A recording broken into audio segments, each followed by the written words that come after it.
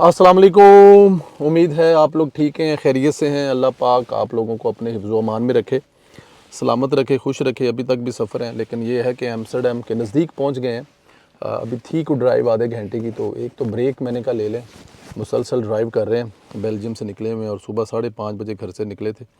लेकिन अल्हम्दुलिल्लाह जिस मीटिंग के लिए गया थी वो बड़ी अच्छी हुई है और उसमें भी इंशाअल्लाह ताला पाकिस्तान के लिए खैर है।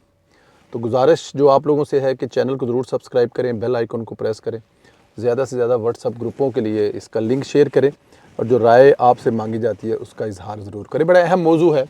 मैंने जैसे सुबह वाले एक वीलॉग में बताया कि हमारी बड़ी बदकिस्मती है कि हमारा जो नेबर्स हैं, नेबर्स जो हैं वो बड़े ही जिसे कहते हैं ना कि मैं अब क्या कहूँ इन नेबर्स के बारे में, हमसाए हैं, लेकिन अब इनसे बारे कि इनके बारे में क्या कहा जाए कि इतने कम ज़र्फ़ हैं कि जिसका क्या कहा जाए या किस तरह से करके इनको ज़रा ये चेक कर लो। मैं कभी कभी माइक जो है ना वो एक आध दोनों में से बंद रह जाए ना, नहीं चल रहे हैं।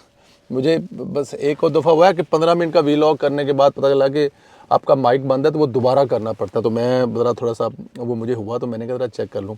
खैर, पाकिस्तान पर मन घड़त जो इल्ज़ामात हैं और इल्ज़ाम तराशी की भारतीय पुरानी रवायत है, जो उसकी हाइब्रिड स्क्रिप्ट का हिस्सा है। पाकिस्तान को बदनाम करना, अवाम की तवज्जो हटाकर इंतखाबात चोरी करने का बड़ा पुराना तरीक़ाकार है भारत का।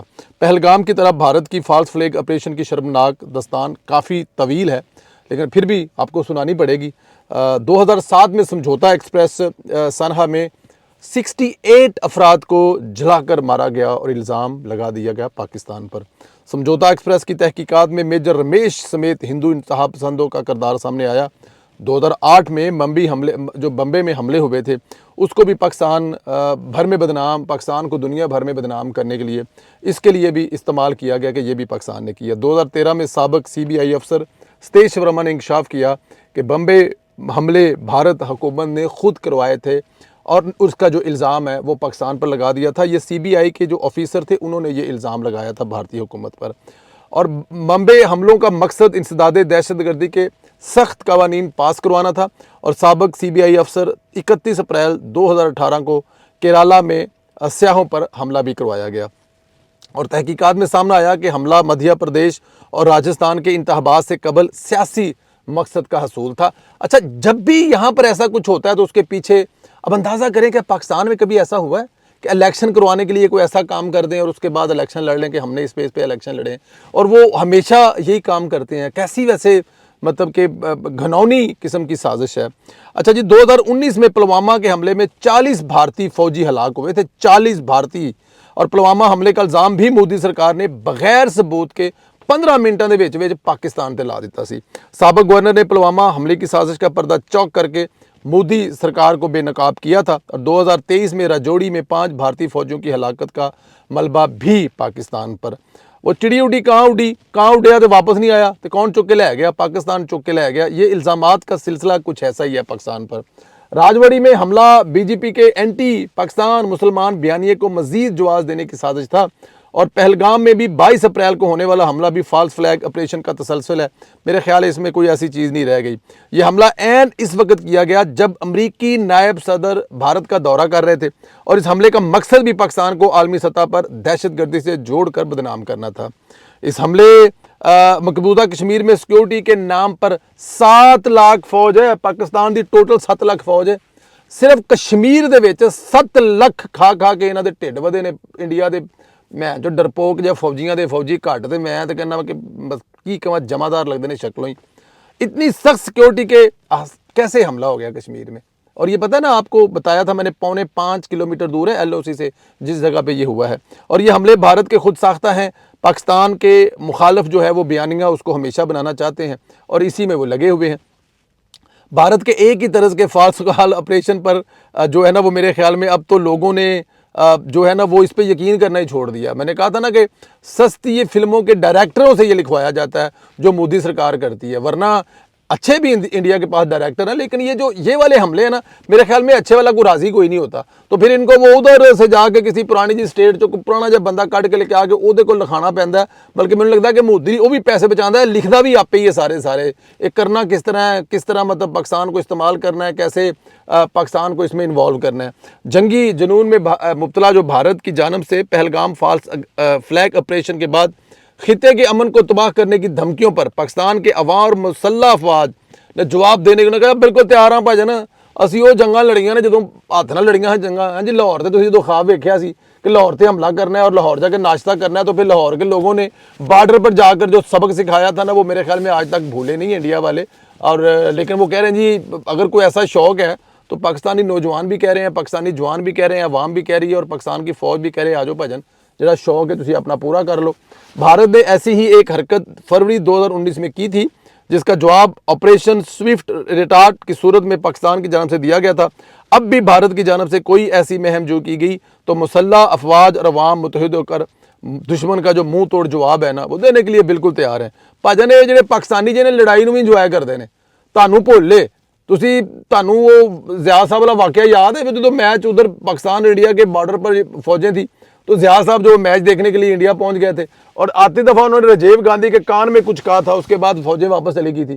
उन्होंने भी यही किया सी, भाई लड़ाई का शौक पूरा करना तो कर लो, साड़ी आवाम लड़ाई नहीं इंजॉय करती है। साड़ी आवाम जी ना लड़ाई तो भी कहता चलो होर कोई नहीं, छुट्टियां तो होणगियां, लड़ाई लगेगी, छुट्टियां होणगियां मुल्क च, तो इस वास्ते पंगा ना लवो, तुहाडी बड़ी मेहरबानी। देखो ना साडे वाले तैयार बैठे ने, आओ भाएं लड़ लो। इस वास्ते ये बेहतरी है कि तुसी मतलब कि ए पंगा ना लवोगे। ये मतलब करता दुनिया में अपने आप को मजलूम साबित करने के लिए, लेकिन मेरे ख्याल में ये इतना कामयाब होने वाला नहीं है। और मीडिया ज़राए के मुताबिक हमले की जिम्मेदारी कश्मीरी मज़ाहमती ग्रुप TRF ने कबूल की है, जो इस बात का सबूत है कि ये वाक़या मुकामी सतह पर आया है। और TRF आर्टिकल 370 के इतला के बाद मुज़ाहमत के तौर पर सामने आई थी। जब ये मोदी ने लगाया था ना 370 आर्टिकल, तो उसके बाद ये जमात बनी थी, ये जो TRF है। अच्छा, पहलगाम फॉल्स फ्लैग ऑपरेशन कश्मीरियों पर मुज़ालम और सख्त कवानीन के अतलाक़ के लिए जवाज़ पैदा करने की मज़मूम साजिश है।